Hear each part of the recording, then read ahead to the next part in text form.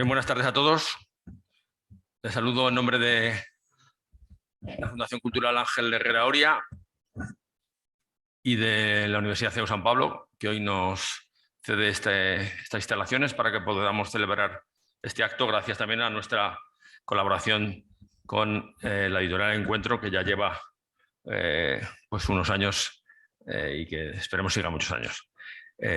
Simplemente darles la bienvenida, pues felicitarnos porque podamos celebrar, inaugurar, ¿no?, de alguna manera lo que pretendemos, que es celebrar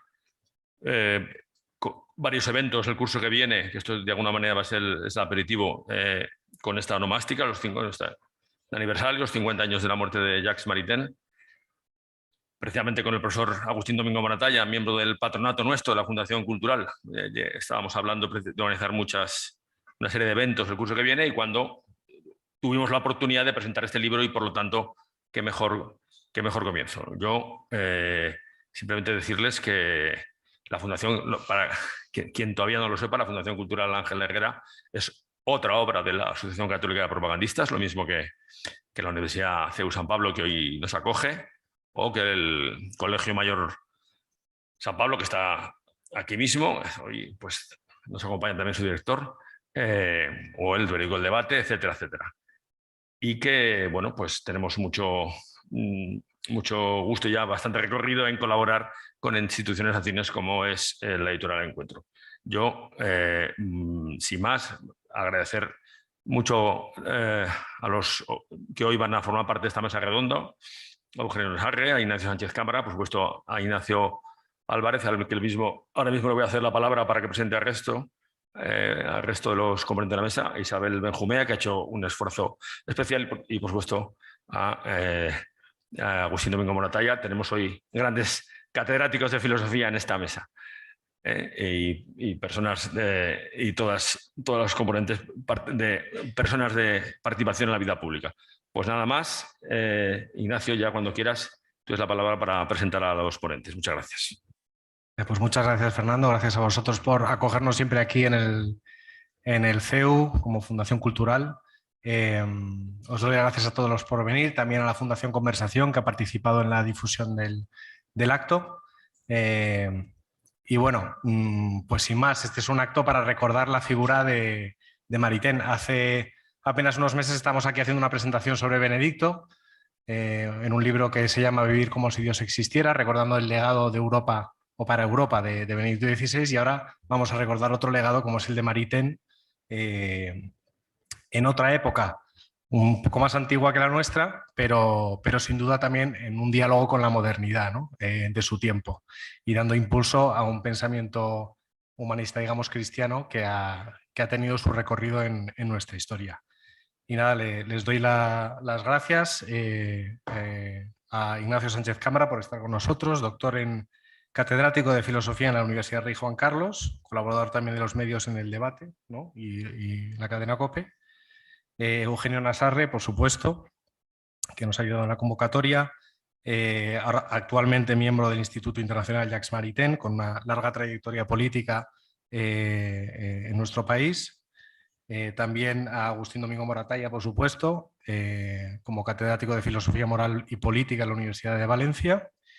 También autor de nuestra editorial, última novedad, Homo Curans, un gran libro.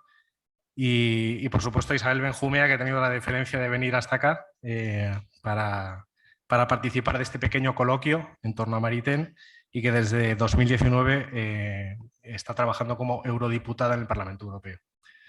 Entonces, sin más, voy a cederle el paso a Eugenio, si os parece bien, para que introduzca un poco la figura de Maritain. Hace poco lo recordaba en un artículo en El Debate sobre el legado olvidado de Maritain. Así que, pues, recuperando un poco esa línea. Sí. Muchas gracias a todos por acudir a esta convocatoria. Sois todos amigos, por lo tanto es un acto, en fin, entrañable, familiar. Y voy a decir en un rato breve, introducir un poco la figura de Maritain. Efectivamente, el 28 de abril recordábamos el 50 aniversario de su muerte en Toulouse, en el convento de Le Petit Frère de la ciudad francesa, y creo, en fin, lo que decía al final de mi artículo era que no debemos perder el legado de Maritain. El legado de Maritain es muy importante. La distancia de 50 años nos ha alejado, incluso ha alejado al mundo católico, del que fue su gran referente en los años 40, 50, 60, y tenemos que hacer en fin, tenemos el deber de acercarnos a Maritain. El gran escritor italiano, rector de Urbino, crítico literario, fue nombrado senador vitalicio de estos pequeños, este pequeño número de senadores que por su prestigio tiene la facultad de nombrar los presidentes de la República. Carlo Bo, con motivo de la muerte de Maritain, era editorialista del Corriere della Sera, dijo: fue el maestro de nuestra generación. Y es así. Fue el maestro de la generación de los constructores, protagonistas de la reconstrucción de las democracias europeas después de la barbarie de la Segunda Guerra Mundial, y los constructores del más fecundo proyecto político europeo que fue el de la unidad europea. Por ejemplo, Robert Schuman, que no escribió casi nada, escribió un solo libro. Él era un jurista, sus dictámenes, un político, y sus discursos, un libro, Pour l'Europe, al hacer la recensión, un crítico literario sobre el libro de Schuman, decía: algunas páginas parecen estar escritas por Maritain, pero sin comillas. Y aunque él lo cita un par de veces en su libro, otras veces se olvidan las comillas, o tenía tan interiorizado el pensamiento de Maritain que si lo leemos veremos que es Maritain puro. En España, sin embargo, no fue así, como todos sabemos. La recepción del catolicismo español de Maritain fue de enorme rechazo. También es verdad que fue producto también de su posición en relación con la guerra civil. Maritain se revolvió contra la declaración episcopal en el que llamaba la guerra cruzada. Y él decía esto: admito la posibilidad y la existencia de una guerra justa, pero lo de una guerra santa ya no es posible ni defenderlo ni evocarlo. Esa posición hizo que el entonces, en fin, nacional catolicismo de los años 40 tuvo una recepción de profundo rechazo. Yo lo comprobé porque en los años 60 mis primeras lecturas de Maritain se hicieron en la librería. Tenía un cuarto, una sala con la librería de Joaquín Ruiz Jiménez en su despacho, en la calle de Castelló, y con su generosidad nos decía: bueno, la librería estaba a nuestra disposición. Y allí efectivamente había varios libros de Maritain leídos por Joaquín Ruiz Jiménez, porque Joaquín Ruiz Jiménez, cuando leía, subrayaba muchísimo y hacía acotaciones a los márgenes de las páginas, y ahí comprobé que don Joaquín había leído a Maritain en los años 40 y que le había producido también un profundo rechazo, porque sus anotaciones es: esto no es así, y la verdad, la libertad, ¿para qué? En fin, expresiones de este tipo.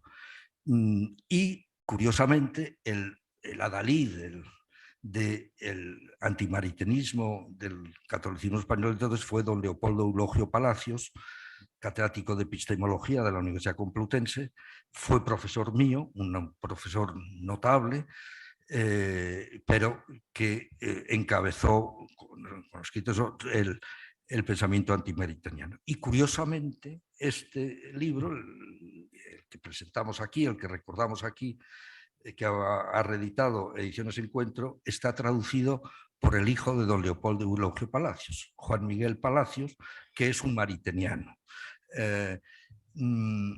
A diferencia de Joaquín Ruiz Jiménez, que en los años 60, por el concilio, bueno, Maritain es el gran triunfador en el Concilio Vaticano II, y todos recordaremos que en la solemne sesión de clausura, en el mensaje a los hombres de la cultura que hace Pablo VI, al finalizar hace 3 o 4 mensajes, entrega ese mensaje a Maritain allí presente y le dice: muchas gracias, no, la Iglesia le agradece todo lo que ha hecho usted a lo largo de su vida.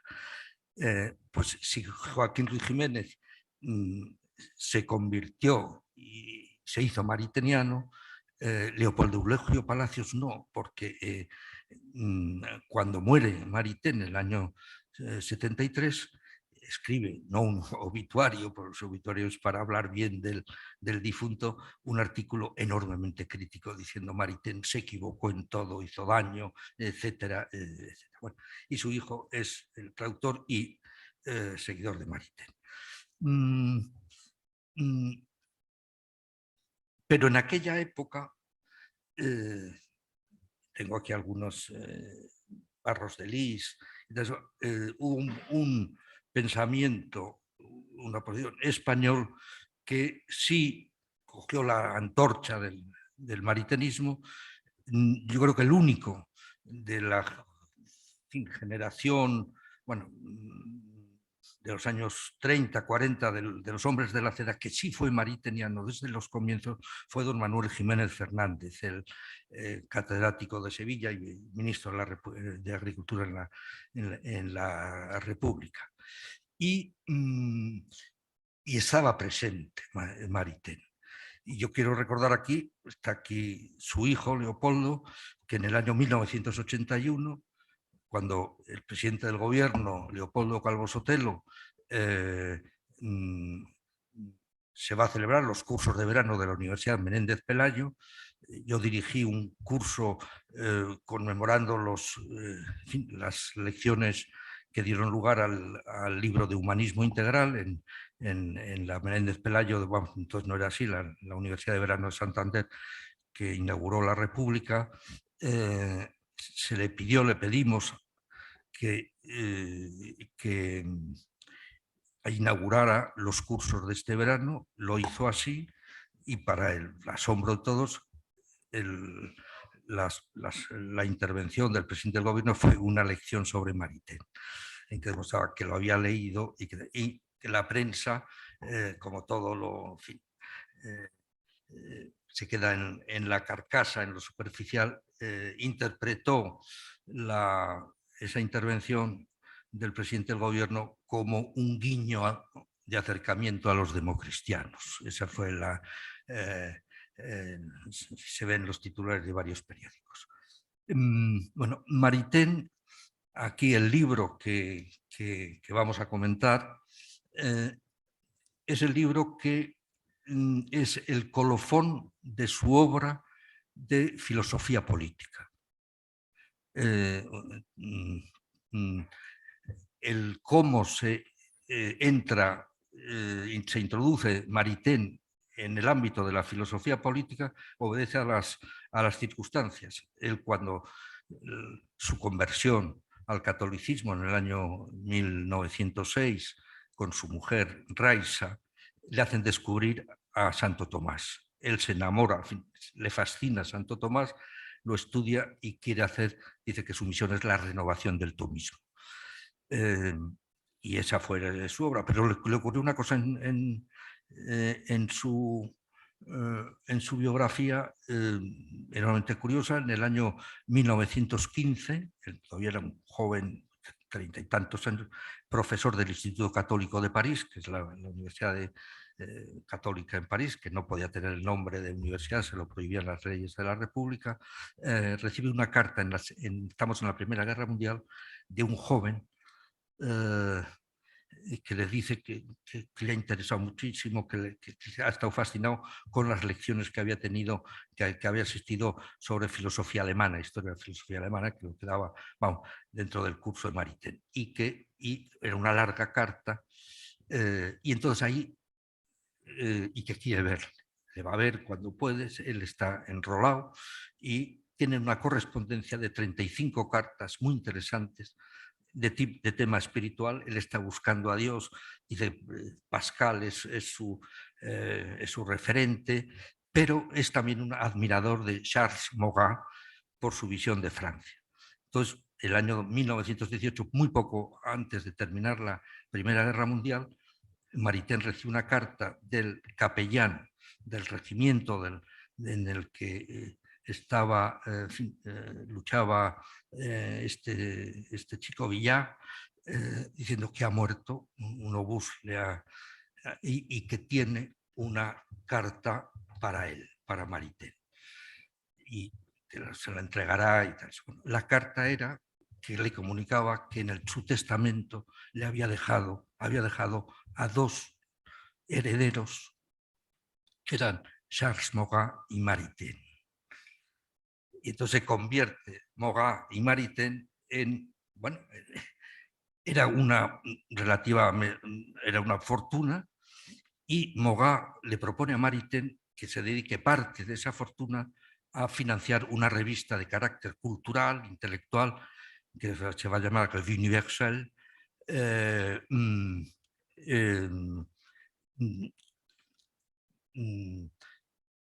y Maritain acepta.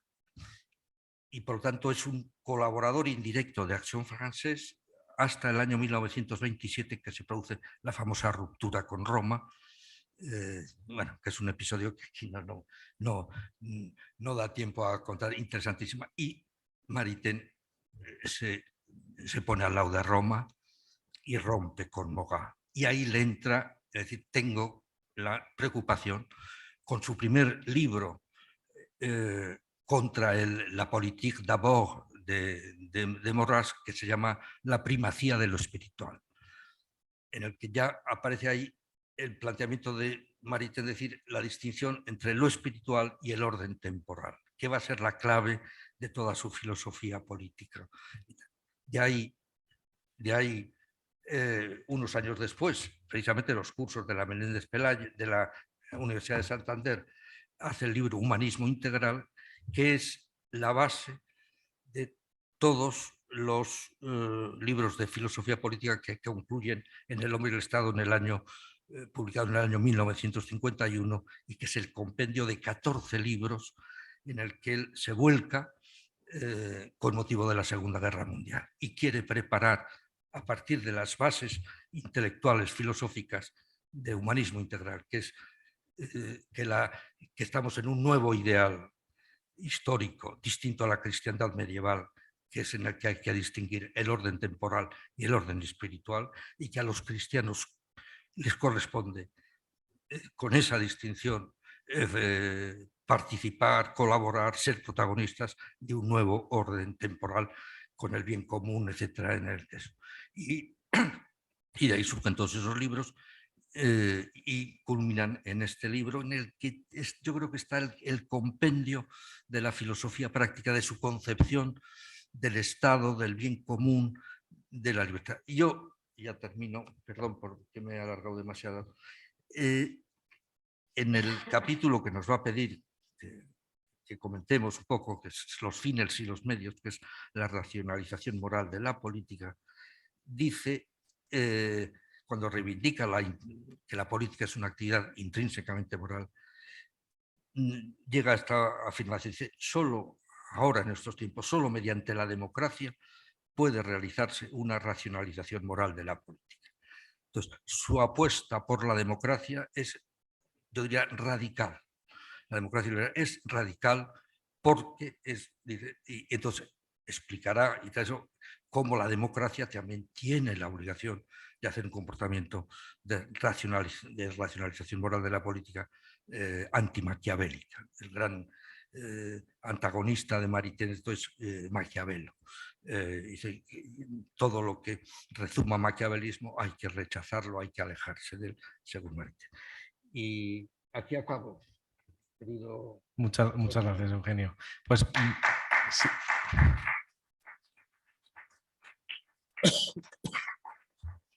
Aprovecho pues eso para abrir un poco el debate. No sé si Agustín o bueno, Isabel o Ignacio, pues sobre esta racionalización de moral de la política. O sea, ¿qué legado realmente ha dejado Maritain en el pensamiento democristiano español, dentro de su particularidad, como señalaba Eugenio? Bueno, ¿qué es lo que hemos podido olvidar en esta línea? O que, no sé. Bueno, primero de todo, muchas gracias. Muchas gracias a la Editorial Encuentro por darme la oportunidad de estar aquí reivindicando a una figura que, como bien decía Eugenio, pues tal vez ha caído en el olvido y es importante recuperar, sobre todo los que estamos en la acción política, en la acción pública y somos católicos, sin lugar a dudas, es uno de nuestros referentes. Y también dar las gracias, como no, a la Universidad San Pablo CEU. Cuando tuvimos las conversaciones con la editorial sobre cómo representar este libro, porque este libro obviamente tiene 50 años, me pareció muy interesante que se nos pidiera que nos centráramos en los dos bloques, el problema de los medios al que daba pie Eugenio y también a la Carta Democrática. Y yo me preguntaba si cualquiera de mis compañeros dentro del Parlamento Europeo se enfrentara a esos dos capítulos, cómo reaccionaría. Y estoy hablando del Parlamento Europeo, pero podemos extrapolarlo al Congreso de los Diputados. Y sin lugar a dudas lo que me lleva es a la reflexión del gran desconocimiento que hay en esta figura tan importante dentro de cualquiera que se sienta cercano al pensamiento político, se sienta cercano al humanismo cristiano, pero no sea un profundo conocedor como los que me están acompañando en esta mesa. A mí la idea que más me gusta y creo que hay que reivindicar de Maritain es la idea que también podemos vincularla con Burke, que es la idea de la acción civil desde la sociedad y las pequeñas acciones civiles, ¿no? Lo que serían los little platoons de Burke trasladados a la idea de la concepción de esas pequeñas unidades de la sociedad civil que son las que luego dan pie al crecimiento dentro del pensamiento, desde la idea de que parten de una idea de individuos libres y responsables, pero que sobre todo son los que atesoran los valores y los principios que luego quieren ver representados en la política. Y sin lugar a dudas esa es la idea que creo que hay que reivindicar más. Yo en las ideas que os traía de los dos bloques, tanto de los medios como de la Carta Democrática, gira todo alrededor de volver a construir desde la sociedad civil, volver a construir esos ciudadanos activamente implicados alrededor de esos principios, esos valores que constituyen ese pensamiento humanista cristiano, esa doctrina social de la Iglesia. Y sinceramente creo que ese es el principal valor que le veo a la hora de reivindicar dentro de una sociedad, que yo siempre traigo esta idea, siempre que tengo la oportunidad, de que somos minoría. Ahora mismo dentro del contexto social en el que vivimos somos minoría, los católicos, a la hora no de número o no de registro, pero sí de acción pública o de acción como sociedad civil, y por lo tanto reivindicar la importancia de construir desde abajo alrededor de la convicción de la importancia de tomar parte. La segunda parte que a mí me importa mucho, y me estoy desviando, no sé si, pero que lo había traído y lo estaba reivindicando también Eugenio, es el que se presenta como el reivindicador de la figura de Tomás Moro, precisamente que esta semana, si no me equivoco, el 23 es el día de Santo Tomás Moro, de junio, estos días. Tuvimos hace poco en el Parlamento Europeo una conferencia alrededor de la libertad en política y fue muy interesante vincularlo con con la figura de Tomás Moro. Y como no puede ser de otra manera, lo hice con un diputado buen amigo mío, que es François-Xavier Bellamy, y Maritain fue clave en toda esa presentación. Fue clave, estuvo presente durante toda la discusión como el gran renovador y el que vuelve a traer al pensamiento filosófico, político, humanista cristiano la figura de Tomás Moro renovado, y la importancia que tenía el volver a utilizar a través de los ojos de Maritain la visión de Tomás Moro de lo que es la libertad de conciencia, la coherencia, pero dentro de la sociedad en la que vivimos, dentro de ese pragmatismo que también se deduce leyendo a Maritain. Está claro que Maritain tampoco idealiza la democracia, dice que tiene sus defectos, es bastante pragmático, pero sorprende cuando al leerle que es un profundo, que cree firmemente en el poder de la libertad, ¿no? Y de la justicia como base de la democracia. Estamos ahora mismo a lo mejor en un momento en el que precisamente se está dando evidentemente una debilitación de esa libertad, ¿no? No sé si os parece que en esto Maritain podía pecar a lo mejor de ingenuo, pensar que simplemente apostando por la libertad y la justicia no dando suficiente importancia más a la parte, digamos, más débil o los vicios inherentes que puede haber en la vida democrática. No sé, a ese respecto, si creéis, mi pregunta es, ¿creéis que a lo mejor en esto peca de ingenuo Maritain?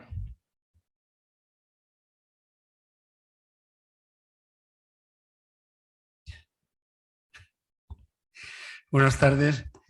Muchas gracias a la editorial Encuentro, Ediciones Encuentro, y al CEU, a los organizadores del acto, moderador, presentador, y mi amigo Eugenio Nassarre, que yo creo que tiene algo que ver en el hecho de que yo esté aquí. No es que vaya a tener la culpa, pero bueno, en cualquier caso se lo agradezco. Yo traía preparado, más o menos, en parte escrito, una cosa, pero con toda disciplina me ajusto un poco a lo que el moderador me diga, ¿no? Pero bueno. Sí, adelante. Bueno.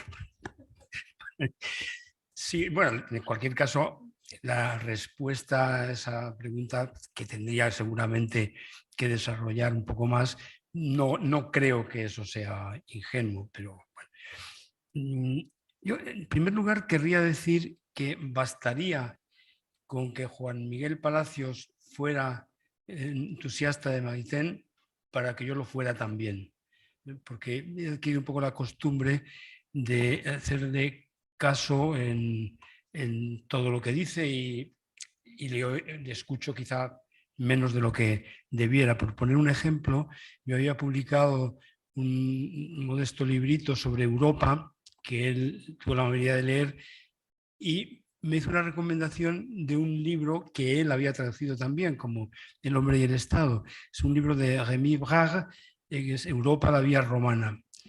Lo leí y claro, la recomendación no solamente estaba justificada, sino que además me obligaba a revisar, casi rectificar algo del planteamiento del libro. No hay mayor gratitud que se deba que a quien te hace modificar o corregir algo que es mejorable, ¿no? Bueno, en fin, en cualquier caso vayan estas palabras de homenaje al traductor del libro, que también tiene sin duda un mérito porque está excelentemente traducido. Pero bueno, llegando ya a Maritain, es obvio que lo principal es el homenaje al autor, pero hay muchas formas de hacer un homenaje. Puede ser glosar algún aspecto de su obra, en parte lo voy a hacer. Otra cosa es desarrollar, no por mejorarlo, sino simplemente justificando un poco la influencia que puede tener o lo que me ha sugerido a mí, y gracias a él lo he podido pensar, e incluso, no objeción, pero que sería muy atrevido por mi parte, pero sí voy a terminar con algún planteamiento, alguna cuestión, si podemos en algún momento debatirlo. Bueno, en primer lugar, cuando yo he escrito, no voy a hablar de mí, tengo que hablar de Maritain, pero cuando he escrito sobre la persona, una de las influencias fundamentales de lo que siempre he dicho y he pensado ha sido Maritain, no la única, pero desde luego es una referencia fundamental.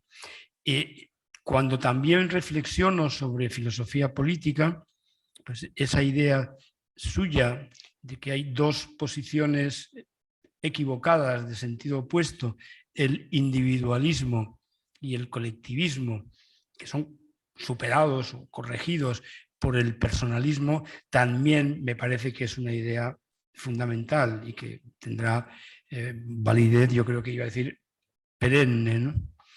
Por supuesto, la defensa de la democracia en tiempos en que tampoco era, no sé si fácil, pero en cualquier caso no era la posición dominante durante algunos años.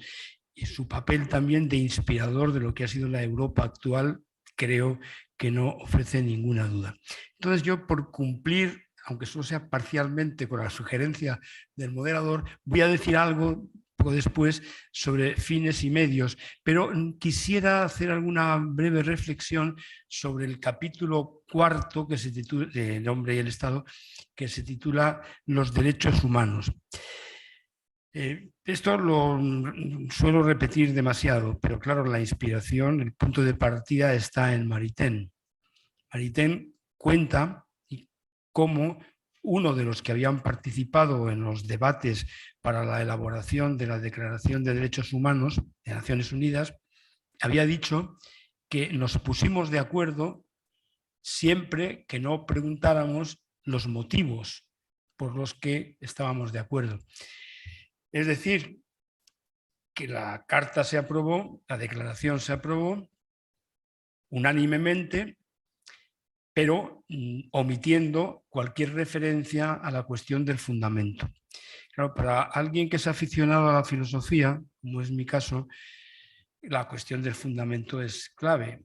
Norberto Bobbio había dicho, ya no importa la cuestión del fundamento de los derechos humanos, lo que importa es que se respeten, que se apliquen, que se defiendan y protejan. Bueno, bien, pero no del todo. Desde luego, desde el punto de vista de las ideas, a mí no me basta con eso. Pero no solamente por un prurito más o menos intelectual o académico, sino porque la cuestión del fundamento influye decisivamente en la cuestión del contenido. ¿Por qué? Pues porque, claro, decir todos tienen derecho a la vida, o toda persona tiene derecho a la vida, o todo hombre tiene derecho a la vida, es una afirmación que no cuesta mucho trabajo compartir. ¿Quién va a estar en contra? Ahora, el problema es ¿por qué? O el afirmar la libertad, el derecho a la libertad o el derecho a la propiedad, bueno, ¿por qué no? Bien, máxime cuando la propia declaración decía todos tienen derecho a la propiedad individual o colectivamente. ¿Vale? ¿Quién iba a estar en contra? Los países socialistas, comunistas estaban a favor, propiedad colectiva, los liberales, capitalistas, democráticos también, propiedad individual, los países en vías de desarrollo, como se les quiera llamar, también. Ya, fue aprobado. Ahora, ¿a qué compromete realmente eso? ¿Cuál es el fundamento del derecho de propiedad? ¿Qué límites tiene? Eso ya es una cuestión debatida. El derecho a la vida, ya lo he mencionado antes, derecho a la vida, ¿quién va a estar en contra? ¿Quién va a decir, no hay derecho a la vida, ni derecho a la muerte? Bueno, ya estamos en eso también, dicho sea de paso, pero es otra cuestión. Pero eso lo pueden firmar quienes defienden la pena de muerte y quienes no, al parecer. O quienes defienden la licitud del aborto, su inmoralidad o que es un delito. O la eutanasia ahora. Es decir, no quiero aguar la fiesta de los derechos humanos. Me parece una gran conquista, incluso desde el punto de vista teórico también y desde el punto de vista práctico. No voy a decir que no haya servido de nada. Digo que sirve un poco menos de lo que a veces parece. ¿Por qué? Porque el derecho a la vida no se entiende igual según cuál sea el fundamento de los derechos humanos. No es lo mismo considerar que el fundamento del derecho a la vida es Dios y la idea del hombre como criatura de Dios y la dignidad que eso tiene, porque es imagen y semejanza de Dios, que considerar que la dignidad de la vida o la protección de la vida deriva de que es un ser sensible, que procede de una determinada evolución y que es semejante a otros animales, que por cierto se le puede equiparar, y entonces, bueno, ya la cosa cambia. Y eso cambia también a efectos de la valoración de la eutanasia, del aborto y demás, ¿no? Con esto quiero decir que la cuestión del fundamento es clave. Y en ese sentido, aunque estas puedan ser reflexiones más o menos libres, pero que yo creo que están inspiradas en el planteamiento de Maritain, la cuestión para él es clara. Porque en última instancia, en este capítulo cuarto, afirma que el fundamento de los derechos humanos es la ley natural. La ley natural es un concepto filosófico de origen griego, no es una idea originariamente cristiana, fundamentalmente estoica y a su vez inspirada probablemente en Heráclito, en la idea del logos y demás, ¿no? Pero esa idea de la ley natural se introdujo en el pensamiento cristiano porque además encajaba muy bien con el planteamiento cristiano y la idea aristotélica de finalidad y el tomismo y demás, y todo eso encajó perfectamente. Pero en última instancia, sé que no tiene mucho mérito decirlo aquí, pero también lo digo allí a veces si llega el caso, ¿no? En realidad, el fundamento de los derechos humanos es religioso. Ya, bueno, entonces, claro, que solo los creyentes... No. El verdadero fundamento de los derechos humanos es religioso. Otra cosa es que sin ser un hombre religioso, alguien pueda aceptarlos al mismo nivel, con la misma fuerza incluso si se quiere. Porque también es verdad que ese fundamento religioso tiene otra vertiente, en cierto modo derivada o subrogada de ella, que es racional, metafísica. Bien, o sea que no es un asunto doméstico de los creyentes, desde luego tampoco de los católicos, ¿no? Pero sin la referencia a Dios, la cosa no funciona muy bien. Sí, se puede apelar, claro, a la razón de forma subrogada, pero la razón tampoco nos lleva a grandes unanimidades. Ciertamente la fe tampoco, ¿no? Pero la religión proporciona un fundamento. Claro. Será inaceptable para muchos, a lo mejor para la mayoría, pero eso sí es un fundamento. Claro, podrían decir, bueno, si ahora para obtener un consenso sobre los derechos humanos propongo que se haga a través de la fe, pues ciertamente puede ser una pretensión descabellada. Bueno, pero quede dicho más o menos ahí. Y voy terminando. Medios y fines, otra gran enseñanza de Maritain. Está en contra no solamente del llamado maquiavelismo, sino en general de toda subordinación de los medios a los fines. Bueno, podríamos, acaso no va a ser el caso, desde luego, debatir sobre el sentido del maquiavelismo, pero eso no hace ahora el caso. Lo que importa es si el fin justifica, en cierto modo, los medios que se utilicen para lograrlo, ¿no? Y ahí Maritain nos advierte que no, y que no puede haber un inmoralismo político, que para lograr el bien común nunca se pueden utilizar medios inmorales. Y me viene a la memoria aquella afirmación que hizo Marañón cuando dijo que ser liberal significa, y tampoco es apología del liberalismo, que ser liberal significa dos cosas. Pensar que es el otro el que pueda tener razón y por lo tanto tratarlo de ese modo, y no creer nunca que el fin justifique los medios, sino que por el contrario son los medios los que justifican el fin. Cortar cabezas para lograr la justicia definitiva es una inmoralidad, aun cuando fuera verdad que el fin es ese. Bueno, digamos que el planteamiento católico en general y el de Maritain en particular no ofrece lugar a dudas. Y para terminar, tres, bueno, nunca hay que decir el número porque luego puede ser 4, puede ser 2, pero unas pequeñas observaciones, no de carácter crítico, sino como más bien incitaciones a una posible reflexión. En primer lugar, el problema del tomismo. El tomismo me parece una de las grandes teorías filosóficas de la historia, sin ningún género de dudas. Lo que ocurre es que el valor del tomismo, entre otros muchos valores, procede de la solución que dio un problema muy concreto del siglo XIII. Y la solución tomista fue la más arriesgada y la que demostró ser la más correcta. Ahora, la cuestión es cómo se es tomista hoy. Digamos, reformulando las ideas de Santo Tomás o adaptándolas, sí, posible.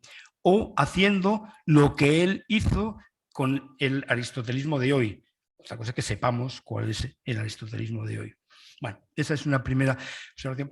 Lo digo porque hace unas semanas tuvimos aquí un acto, yo participé en una mesa redonda sobre el pensamiento de Benedicto XVI, que me parece que es una muestra más, junto a Maritain, de la fecundidad del pensamiento católico en el siglo XX y en nuestros días, ¿no? Otra cosa es la influencia que tenga, mayor o menor, ¿no? Y claro, Benedicto XVI es un pensador que nos habla del cristianismo como religión del logos, no abomina de la modernidad ni se la salta, sino que al revés dialoga con ella y considera que hasta cierto punto el cristianismo es fruto también, no fruto de la modernidad, pero al revés, la modernidad tiene que ver con el cristianismo. Pero digo esto porque la cuestión del todomismo pudiera sugerir a algunos que el cristiano se puede saltar la modernidad, como dijo Ortega, que en alguna ocasión había hecho la Iglesia Católica. No entro en la cuestión, pero la dejo ahí. Entonces, como no creo que eso sea lo mejor, tengo alguna reserva, no hacia el pensamiento de Santo Tomás, sino hacia posibles utilizaciones del mismo. En segundo lugar, individualismo liberal, colectivismo socialista comunista y el personalismo como solución correcta. Estoy de acuerdo. Además hay razones antropológicas para esa preferencia. Ahora, el problema de ese planteamiento pudiera ser que sugiriera una cierta equidistancia o una cierta valoración semejante del individualismo liberal y del comunismo. Y ahí yo discreparía.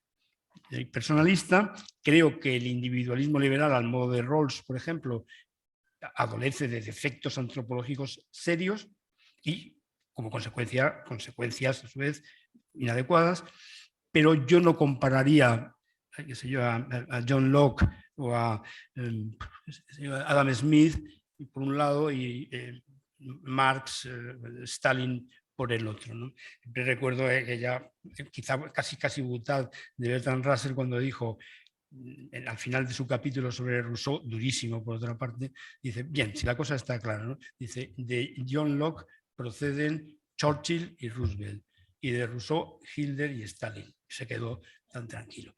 Bien, bueno, simplemente yo no comparto la idea de algunos de que tan malísimo es el liberalismo como el comunismo.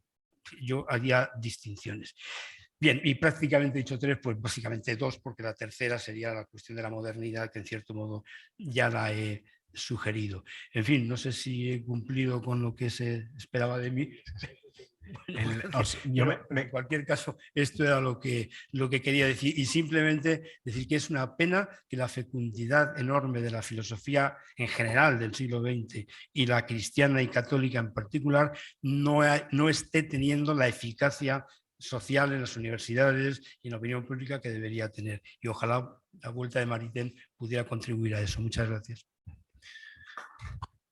Muchas gracias, Ignacio. Yo le pasaría ahora mismo el guante a Agustín. Yo creo un poco por el tema de las coordenadas religiosas, ¿no?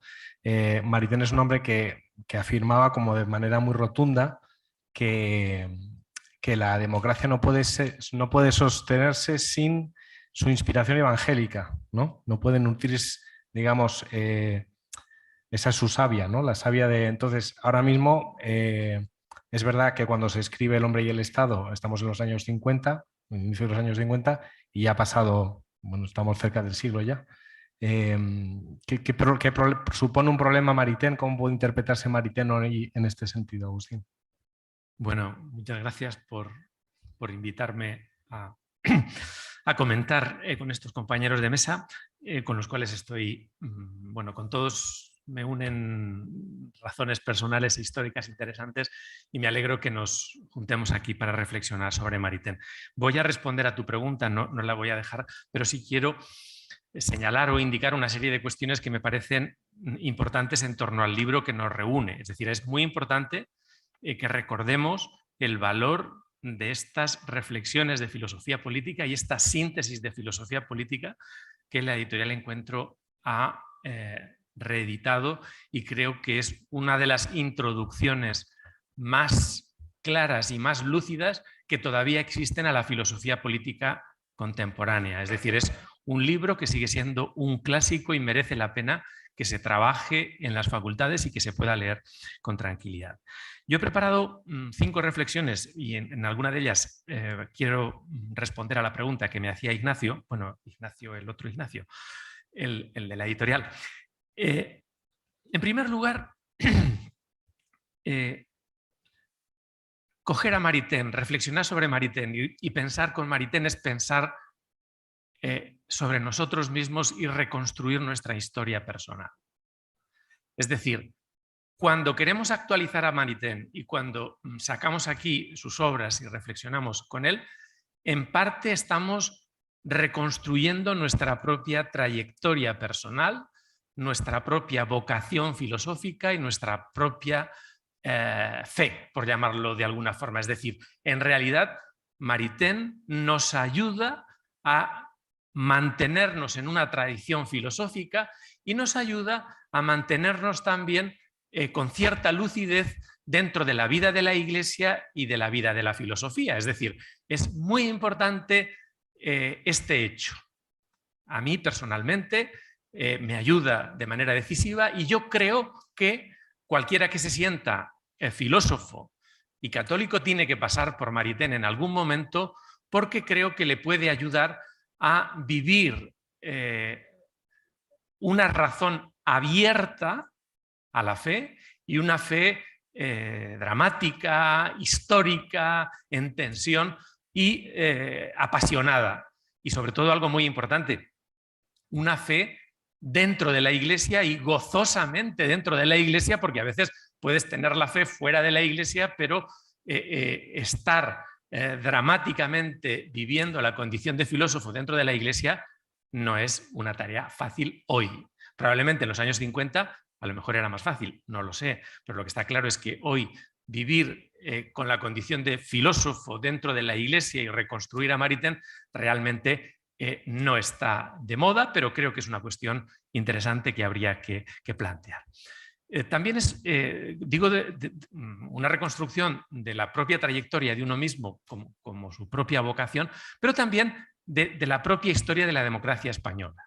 Es decir, sería impensable reconstruir el papel de los Tácitos y de la transición política en España sin la presencia o ausencia de Maritain. Es decir, el factor Maritain es un factor interesante para entendernos a nosotros mismos y entender los vaivenes de por qué triunfó o fracasó el planteamiento democristiano dentro de la historia de nuestra joven democracia y en qué medida hay un elemento fundamental, Eugenio Nassarra lo ha comentado con las conferencias del año 34, pero hay un elemento fundamental y es la posición de Maritain con respecto a la Guerra Civil Española. Es decir, eso es importante, eso va a ser determinante, porque hasta que Antonio Aróstegui en el año 62 no publica el caso Maritain y Gregorio Peces Barba va a Francia y podríamos decir, con el entusiasmo de Joaquín Ruiz Jiménez y con el apoyo de Ruiz Jiménez, pues bueno, comienza a plantearnos y a presentarnos un Maritain vinculado a la filosofía política y a los derechos humanos que bueno, va a ser importante en la propia trayectoria de don Gregorio Peces Barba, pero ojo porque quiero señalar esto, y es realmente si hoy no conocemos o en las facultades no se estudia ni el derecho natural ni la filosofía política de Maritain, en parte se debe a un pacto que se hizo entre varios profesores de filosofía del derecho para excluir el justnaturalismo de las facultades de derecho de los planes de estudio de la Universidad Española. Es decir, eso tiene nombres y apellidos, eso tiene responsables y por lo tanto si nuestros alumnos hoy desconocen el derecho natural y desconocen el papel que Maritain tiene, realmente eso forma parte de la historia de la gestión del conocimiento universitario en la vida española y tiene nombre y apellidos, para bien o para mal, y habría que decirlo. En segundo lugar, Maritain es importante porque hace, en el capítulo, Maritain va a ser importante en la filosofía moral y en este capítulo, en el capítulo que nos recordaba o nos pedía Ignacio que reflexionáramos sobre él, sobre los medios. La última página, las últimas páginas de este capítulo donde habla del problema de los medios son fundamentales para entender el papel de la conciencia, algo olvidado en la filosofía moral y en la filosofía política, y me permito leerles un párrafo para que vean la claridad con la que Maritain plantea el tema. Dice, los moralistas son personas desdichadas. Cuando insisten en la inmutabilidad de los principios morales, se les reprocha el imponer a los hombres exigencias invivibles.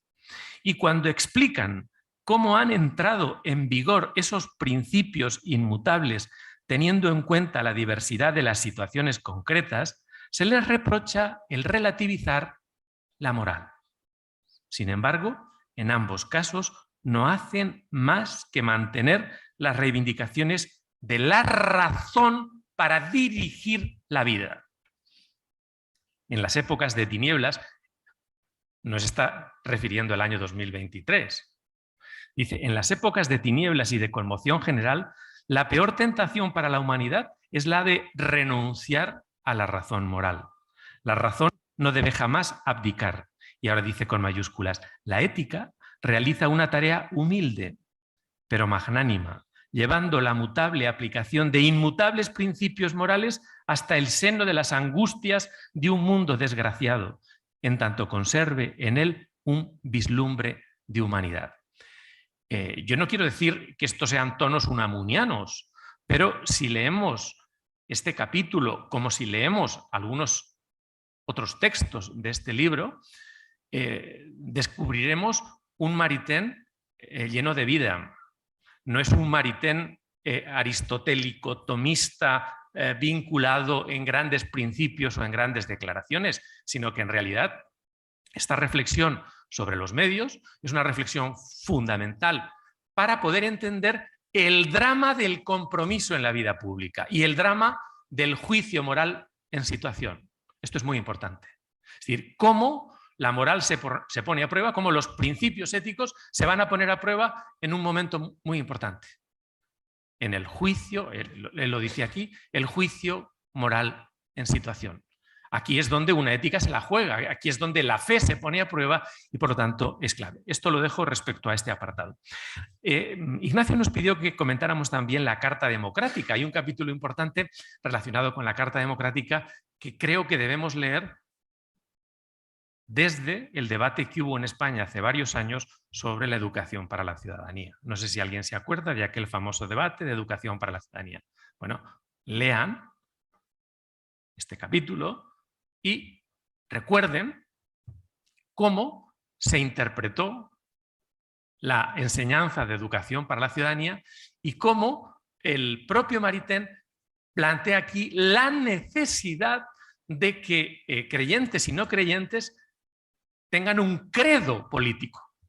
No está diciendo una religión civil, sino él habla aquí de una fe secular que llama Carta Democrática. Repito, lean ese capítulo vinculándolo a aquel debate que tuvimos cuando pensamos que desde el punto de vista educativo había que articular un conjunto de principios fundamentales de educación democrática, porque si se reforma la LOMLOE, si se vuelve a replantear el debate educativo, esta es una cuestión central. Y aquí hay un elemento clave, y en este capítulo de Maritain sobre la Carta Democrática, léanlo con dos elementos también. Uno, la distinción que hace Rawls entre liberalismo filosófico y liberalismo político, una distinción importante, aunque creo que eso nos llevaría para otro seminario, y algo que va a ser clave y que yo creo que sigue siendo importante, es decir, Maritain plantea como nadie la distinción entre mínimos y máximos. Cuando hoy en ética política o en filosofía moral planteamos la ética democrática como esa tensión entre los mínimos y los máximos, y cuando dentro de la vida de la Iglesia como creyentes creemos que los mínimos se alimentan desde los máximos y que los máximos pueden ser corregidos desde los mínimos, y entendemos que hay una dialéctica, podríamos decir, productiva entre mínimos y máximos, el texto de Maritain es fundamental, es clave, pero fíjense que cuando en el planteamiento que realizó en primer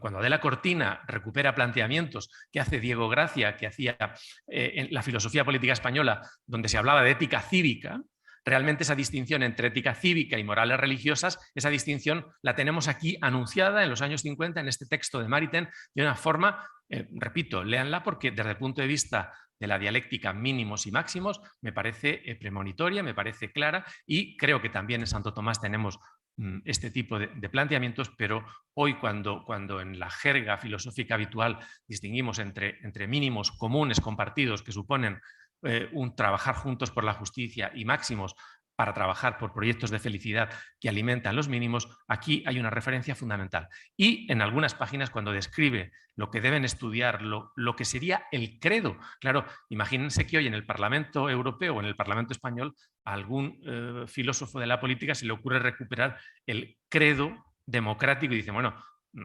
si es el credo no es democrático, es decir, aclárate. Pues bien, el texto de Maritain habría que recuperarlo. Y otras dos cuestiones, y con ello termino mi intervención. Es decir, en el libro hay una cuestión muy bonita y es el tema de las minorías proféticas. Lean las páginas sobre las minorías proféticas, él lo llama las minorías de choque proféticas. ¿Por qué? Pues porque probablemente los católicos en los partidos políticos no van a ser mayorías proféticas, sino que a lo mejor les corresponde ser minorías de choque proféticas.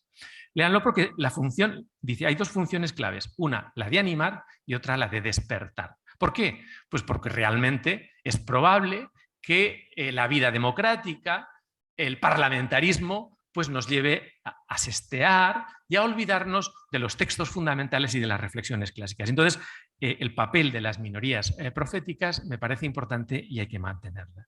Y por último, hay una cuestión, o al menos que yo dejaría aquí encima de la mesa y que querría plantear, y es realmente, bueno, si toda esta recuperación que hacemos de Maritain no es contracultural en el contexto en el que nos movemos. Es decir, si estamos yendo contracorriente. Es decir, seamos conscientes del momento cultural en el que nos encontramos, seamos conscientes del nivel de lectura de nuestra clase política, seamos conscientes de la ignorancia, no digo ya maritainiana, no digo ya rawlsiana, sino filosófica de la vida parlamentaria, porque cuando en la vida parlamentaria y en la vida política hablamos Max Weber, hablamos de Rawls, y ya si hablamos de Maritain, dice, bueno, pues realmente como que no hace gracia recuperar planteamientos dolorosos, porque era católico y al mismo tiempo pensaba la democracia. Entonces, realmente da la impresión de que recuperar un concepto de razón moral dentro de la vida política, vertebrar moralmente la vida democrática, sea una cuestión contracultural que realmente supone una concepción dramática, una concepción agónica, cuando la vida política tiende a ser indolora y cuando el nivel de lectura medio de la vida parlamentaria pues es manifiestamente mejorable. Entonces, yo creo que tendríamos que plantearnos o ver en qué medida podríamos conseguir que todos nuestros parlamentarios lean El hombre y el Estado y aprovechen esta edición de Encuentro para debatir, para replantearse esto. Y bueno, ahora le doy la vuelta al calcetín porque creo que a nivel de Iglesia tampoco la Iglesia es consciente de la importancia que ha tenido Maritain cuando plantea este tipo de reflexiones. Lo digo por una cosa muy sencilla, cuando se habla de doctrina social de la Iglesia o cuando en los manuales de doctrina social de la Iglesia realmente apenas se aparece la figura de Maritain, apenas se aparecen este tipo de conceptos y estas cuestiones, y yo creo que habría que recuperar esta figura. Y por último, creo que habría que recuperarla porque cuando hablamos de humanismo cristiano, el humanismo cristiano, el adjetivo más propio con el cual hoy hablamos del humanismo cristiano es el humanismo integral. Acuérdense, 1934, en Santander, Maritain, humanismo integral. 1968, Pablo VI, desarrollo integral de los pueblos. 2015, el Papa Francisco, cuidado integral de la creación.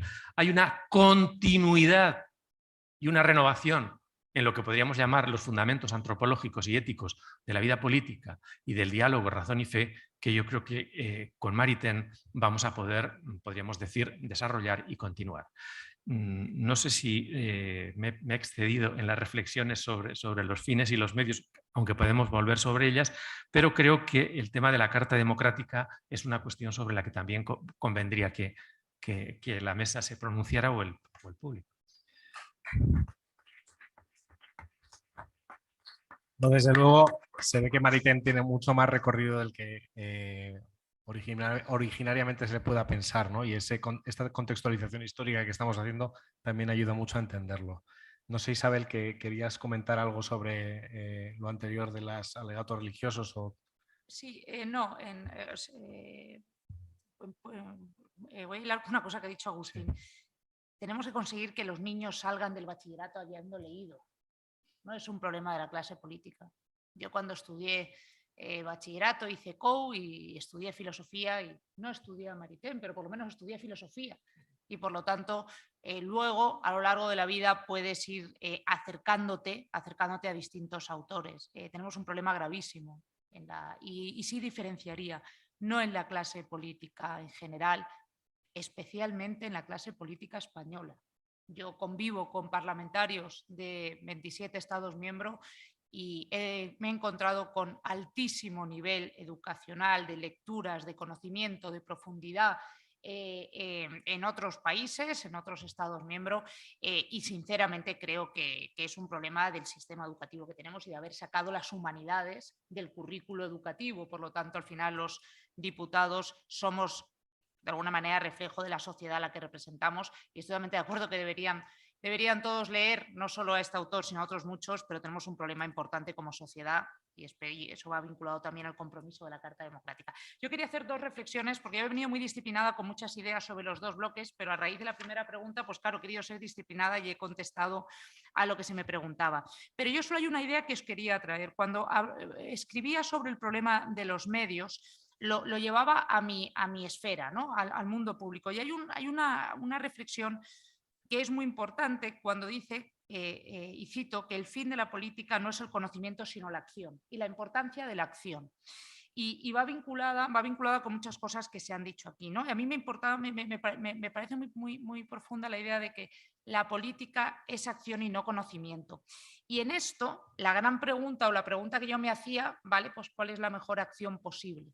¿No? Es decir, la pregunta que nos tenemos que hacer, y es el debate constante de lo posible, ¿no? Ya hacía referencia Agustín a las minorías proféticas y de choque, pues esta es la constante pregunta a la que nos enfrentamos a diario, desde decisiones menores, como puede ser elegir qué dossier vas a ser ponente, hasta decisiones trascendentales de enfrentarte a decisiones de voto, posiblemente de enfrentamientos dentro de tu propio grupo político o de tu familia política. Pero lo que es muy interesante de las respuestas o la manera de pensar que nos invita a este libro y que nos invita el autor es que a mí al final te repreguntas, o la manera en la que yo me repreguntaba entendiendo aplicar el pensamiento de Maritain, es que cuál debe ser la acción en política de alguien bajo la inspiración del humanismo cristiano que quiere actuar en democracia. Y el problema que yo veo es que se ha diluido, vinculando de nuevo con lo que decía Agustín, el conocimiento en profundidad de lo que supone el humanismo cristiano. Y nos encontramos constantemente con que ahora estamos enfrentándonos y no es que sean de menor importancia, pero parece que ha quedado reducida solo a la materia de la vida.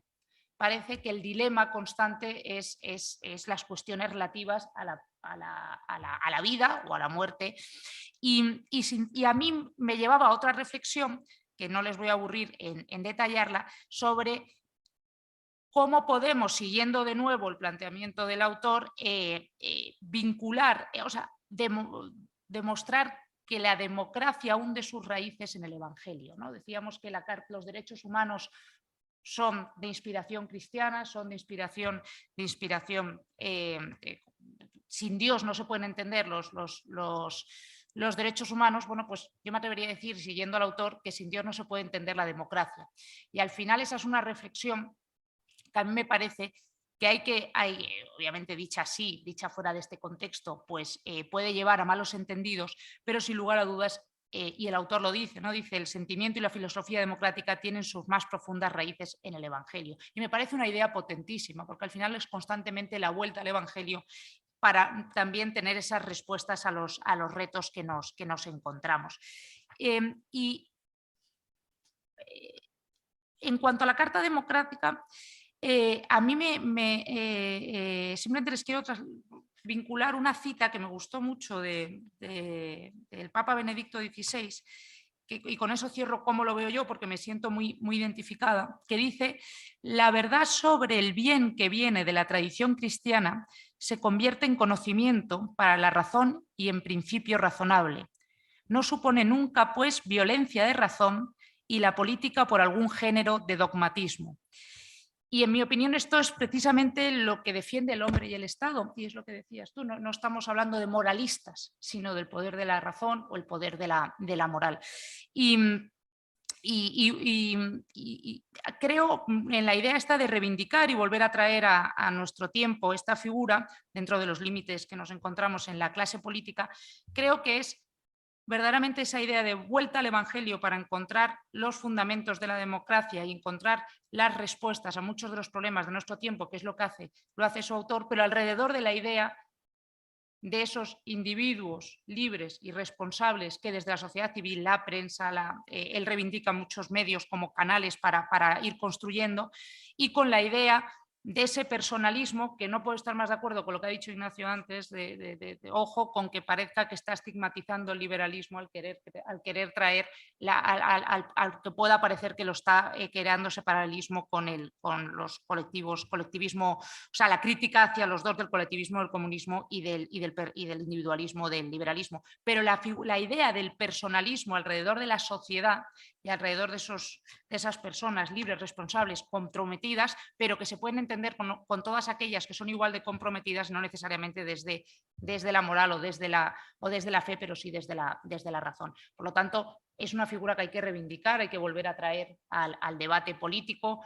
Y creo que un lugar, y aquí lanzo la invitación, creo que podría ser muy interesante tener esta discusión a nivel Parlamento Europeo, hablar de esta figura dentro del Parlamento Europeo. Desde luego, por mi parte, tendríamos la invitación para organizarlo, traer a diputados de otras nacionalidades y de diferentes grupos políticos, faltaría más, pero que tenga porque os digo que sí que hay ese conocimiento, ese pozo, esas figuras intelectuales que también dan esperanza de pensar que todavía hay gente que piensa, que se cuestiona y que profundiza en el pensamiento en Europa, y sería muy interesante poder tener esta reivindicación, este aniversario, el 50 aniversario en Europa. Pues nos estamos yendo de tiempo. Si es algo, tiene que ser algo muy breve. Yo podría dar por cerrado el debate. No sé si... Bueno, venga. No, pues gracias al moderador. Para cerrar, se está haciendo tarde y conviene no abusar, pero quería decir unos brevísimos apuntes. Uno, el caso Peces Barba, que lo ha invocado, me parece que Agustín Domingo Moratalla. Yo tengo en mi biblioteca un libro regalado por Gregorio Peces Barba con una dedicatoria. El libro es Los derechos humanos y la ley natural, que escribió Maritain en el año 1942 y que es la defensa más, bueno, es el contenido del libro del justnaturalismo. Y Gregorio Peces, ya querido Eugenio, para tal eso, estas son las ideas que tenemos que defender.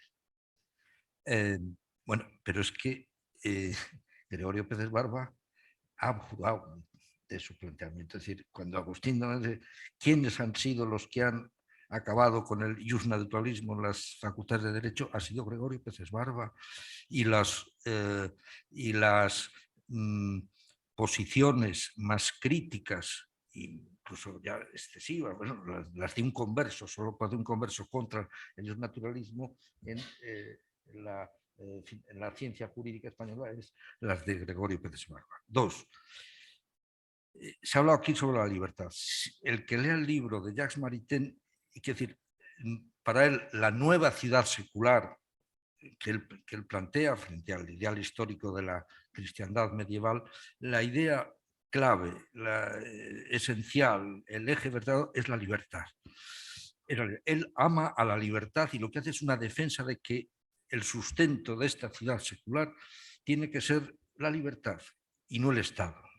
El Estado es un instrumento y hay que vigilar porque el instrumento puede limitar las libertades. Y por eso él preconiza, y en ese está incardinado clarísimamente en lo que podemos dominar el mundo demoliberal, preconiza un poder limitado con todos los instrumentos necesarios para limitar el poder, con los controles judiciales, la opinión pública, el carácter vicario del gobernante, que lo repite, vicario además temporal, y incluso la descentralización. Él es federalista porque considera que el poder descentralizado...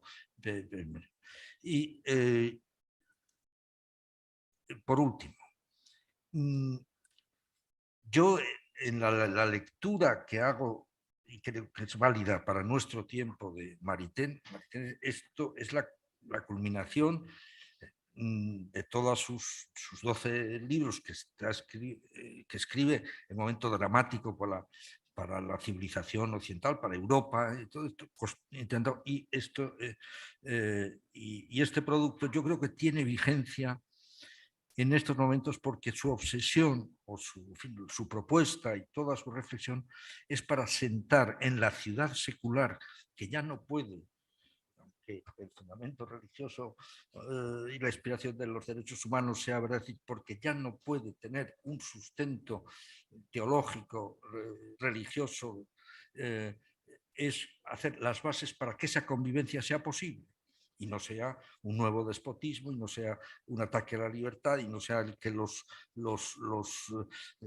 que tienen la sartén por el mango dominen a los demás, etc. Y ahí, claro, están valores básicos que son, efectivamente, el cristianismo nos ha aportado, la dignidad de la persona humana, en fin, la libertad, los derechos.